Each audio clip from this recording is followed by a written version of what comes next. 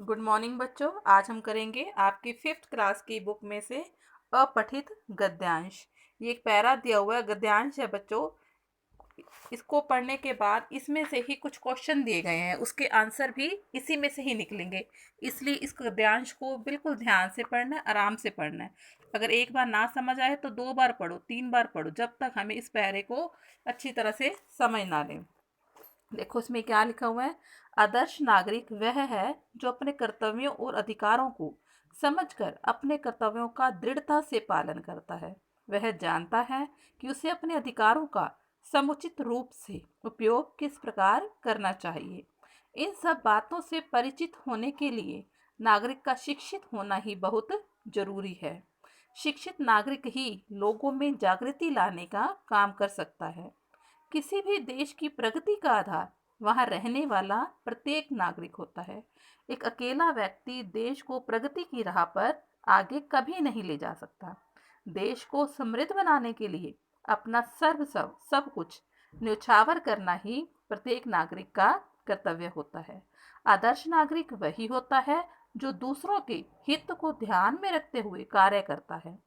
दूसरों के हित में ही देश का हित तथा अपना हित छिपा होता है। आदर्श नागरिक देश के प्रति समर्पण की भावना रखता है। वह देश को उन्नति की राह पर ले जाने के लिए अपना सब कुछ न्यौछावर कर देता है। इसको पढ़ने के बाद बेटा देखो, इसका फर्स्ट क्वेश्चन है आदर्श नागरिक कौन है। इसके 4 ऑप्शंस दिए गए हैं। फर्स्ट है कर्तव्यों का पालन करने वाला, सेकंड है परोपकारी व्यक्ति, फिर है समृद्ध व्यक्ति, फोर्थ है इसमें से कोई भी नहीं। अभी अभी आपने ये सारा गद्यांश पढ़ा, अब आप बताओ इनमें से कौन सा होएगा बच्चों। इसमें होगा कि कर्तव्यों का पालन करने वाला ही आदर्श नागरिक कहलाता है। सेकंड क्वेश्चन है किस प्रकार का नागरिक लोगों में जागृति ला सकता है।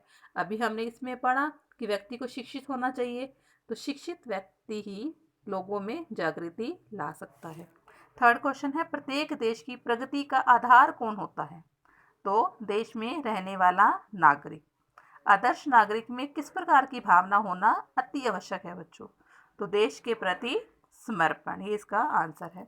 इससे पहले भी 2 गद्यांश है बेटा, इस पेज से पहले उनके आंसर आपकी बुक में ही दिए गए हैं, तो आपने अपनी बुक में से खुद फिल करने हैं। इसके नहीं दिए हुए थे, ये मैंने आपको करवा दिया। इसके साथ एक और भी है आगे बेटा, वो आपने खुद फिल करना है। उस गद्यांश को अच्छे से पढ़ना, 1 बार 2 बार, जब तक आपको उसका मीनिंग अच्छे से समझ ना आ जाए। ठीक है बच्चों। और साफ और सुंदर राइटिंग में राइट भी करना बच्चों, लर्न भी करना। Thank you.